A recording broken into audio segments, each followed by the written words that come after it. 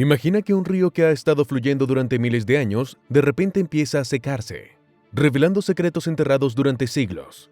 Esto es lo que está ocurriendo en el río Éufrates, y los descubrimientos que se están haciendo han conmocionado al mundo.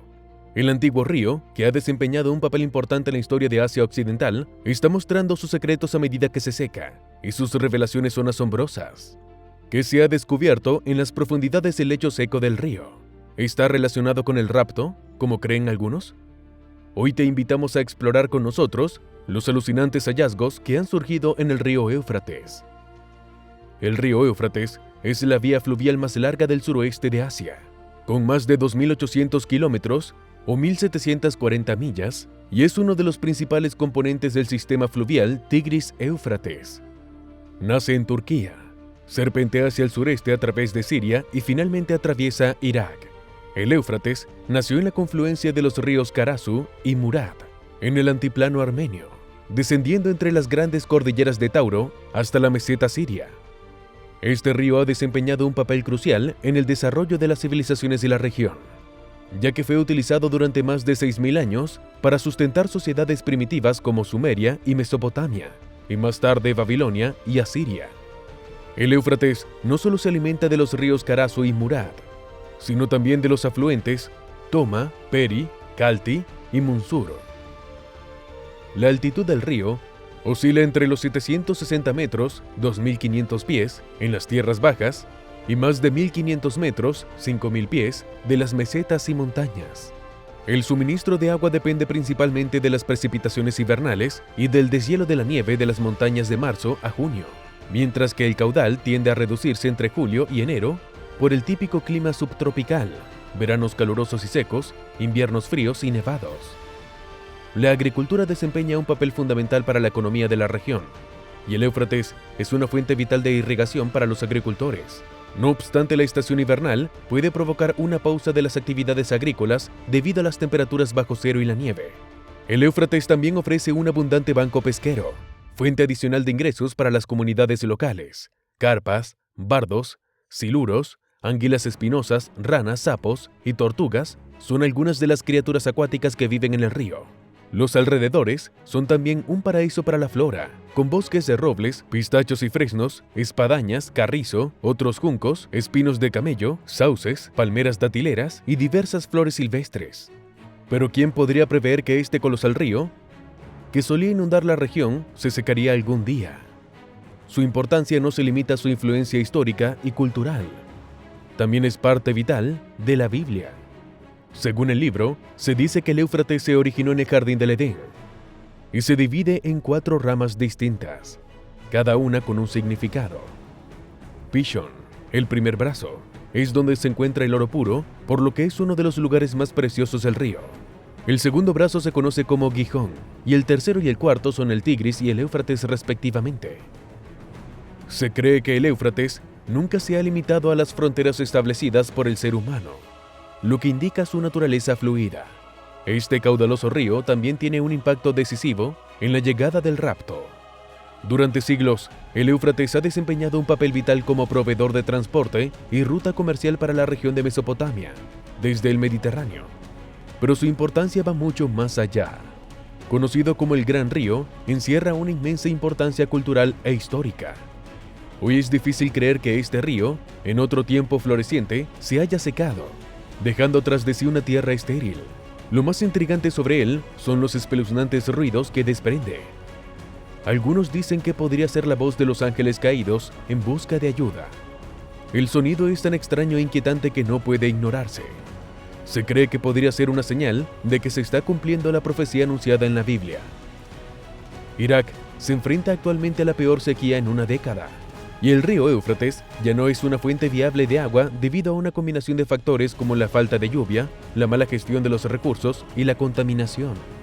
En un esfuerzo por salvar las cosechas, las autoridades drenaron el embalse, pero esta medida llevó al hallazgo de una antigua metrópolis que permaneció oculta bajo las aguas durante siglos.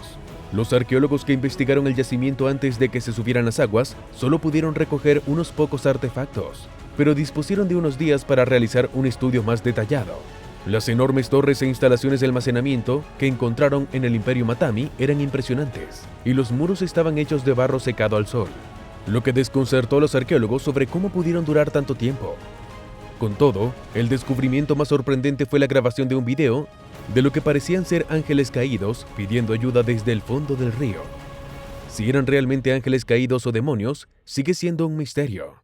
Pero a mucha gente le cuesta creer que los ángeles caídos sigan atrapados en el pozo del Éufrates, incapaces de escapar.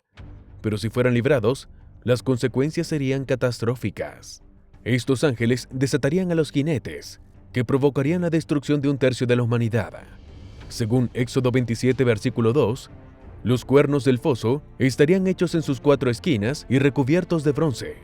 Según los cristianos, esto, junto con el Apocalipsis, enfatiza que el Señor tiene control total sobre todo, y cualquier cosa que Él haya planeado para nosotros se cumplirá sin demora. Las acciones de ellos no pueden cambiar sus planes. Creen esencial que deben prepararse para el día del juicio final y vivir sus vidas con rectitud y piedad. El video captado por el arqueólogo muestra el ruido ensordecedor de los ángeles caídos, su clamor resonando a través de los tiempos. Con cada día, los creyentes abrazan las viejas profecías con más fuerza que nunca, lo que les lleva a detenerse y replantearse sus vidas. Creen que es imperativo cultivar una fe y una confianza inquebrantable en Jesús, porque las palabras de la Biblia se están cumpliendo ante sus propios ojos.